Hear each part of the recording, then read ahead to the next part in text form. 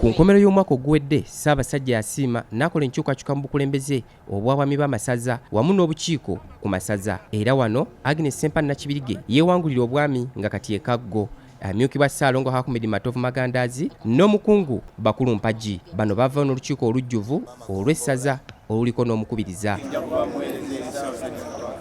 Mu kulayiza abantu bano olunaku lw'eggulo, Minisita omubeezi owa gavumenti ez'ebitundu mu bwakabaka bwa Buganda Oweekitiibwa Joseph Kawuki yasoomozezza nnyo abaami ba Ssaabasajja yonna gye bali abalinda obulinzi emikolo gy'Obwakabaka okubaako bye bakola. Bw'onoobeera ng'oli mu kitongole naye ng'onoolinda KAGGO lw'alinayo enteekateeka n'ebirala, bwe tunaatandika okupima nti otyo katunoonye byakoze mu baliko obulemu, tujja kuba tetukulaba.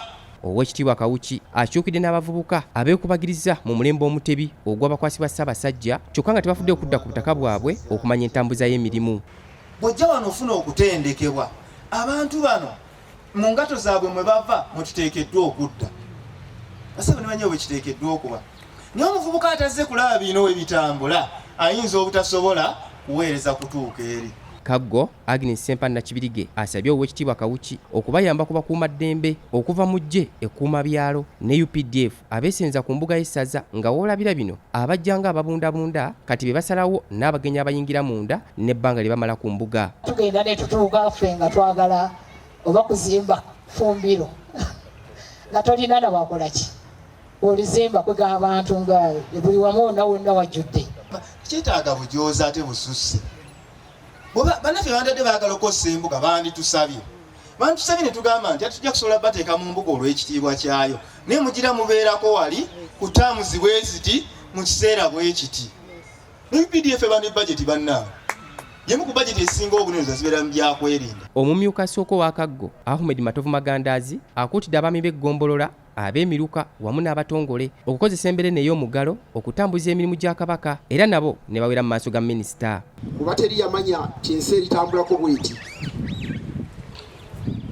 Naye Mukama Katonda bw'atyo bw'asazeewo tulina okusala amagezi tubeere batetenkanya nnyo. Kyensookerako kwe kulaba nga nzimba ekitongole ky'amawulire kibe ekitongole eky'amaanyi. Neeyama nti nja kuba muwuliza eri Ssaabasajja Kabaka ate neeyama oluva wano ngenda kukola olukiiko kulanga nzizawo ekibira kya Ssaabasajja Kabaka lumaggamagga. Wano mu Nakatemba era omuyimbi omututumufu Mariam Ndagire ono nga yomumyuka w'omutuba ebiri nabweru wategeerezza nga bw'azze afuna abantu abamutuukirira nga bamusaba ayingira ebyobufuzi kyokka ye agamba nti asalawo okuweeza masomo gi.